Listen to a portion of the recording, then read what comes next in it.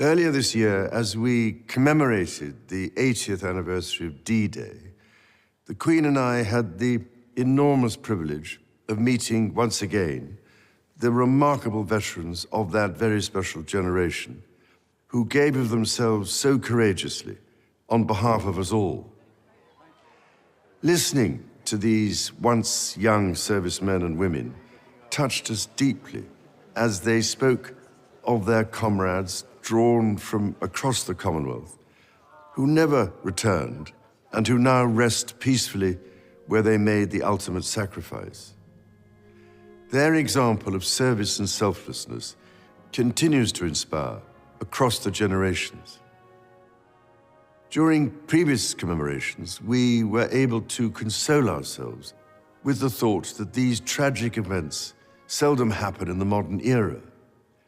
But on this Christmas Day, we cannot help but think of those for whom the devastating effects of conflict in the Middle East, in Central Europe, in Africa, and elsewhere pose a daily threat to so many people's lives and livelihoods. We also think of the humanitarian organizations working tirelessly to bring vital relief. After all, the Gospels speak so vividly of conflict and teach the values with which we can overcome it. The example that Jesus gave us is timeless and universal. It is to enter the world of those who suffer, to make a difference to their lives, and so bring hope where there is despair.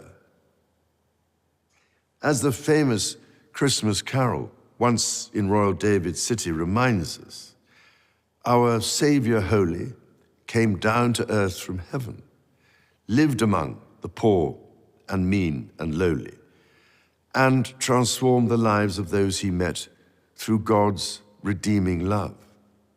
That is the heart of the Nativity story, and we can hear its beat in the belief of all the great faiths in the love and mercy of God in times of joy and of suffering, calling us to bring light where there is darkness.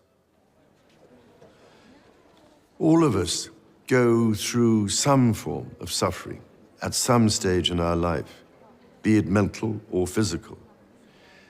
The degree to which we help one another and draw support from each other, be we people of faith or of none, is a measure of our civilization as nations. This is what continually impresses me as my family and I meet with and listen to those who dedicate their lives to helping others.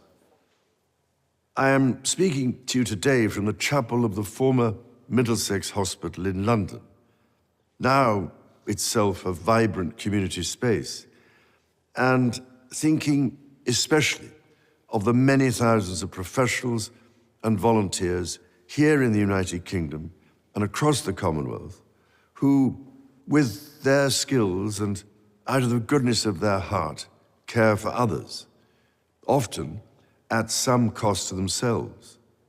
From a personal point of view, I offer special heartfelt thanks to the selfless doctors and nurses who this year have supported me and other members of my family through the uncertainties and anxieties of illness, and have helped provide the strength, care, and comfort we have needed.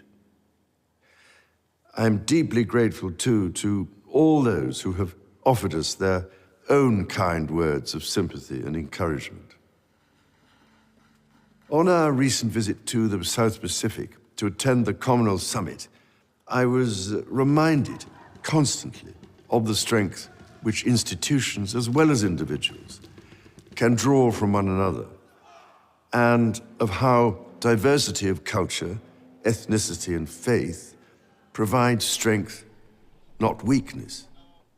Across the Commonwealth, we are held together by a willingness to listen to each other, to learn from one another, and to find just how much we have in common.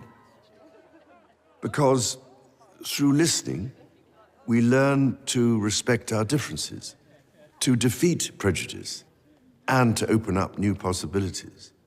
I felt a deep sense of pride here in the United Kingdom when, in response to anger and lawlessness in several towns this summer, communities came together, not to repeat these behaviors, but to repair. To repair not just buildings, but relationships. And most importantly, to repair trust by listening and, through understanding, deciding how to act for the good of all. Again, listening is a recurrent theme of the Nativity story. Mary, the mother of Jesus, listened to the angel who revealed to her a different future full of hope for all people. The message of the angels to the shepherds, that there should be peace on earth, in fact echoes through all faiths and philosophies. It rings true to this day for people of goodwill across the world. And so it is with this in mind that I wish you and all those you love a most joyful and peaceful Christmas.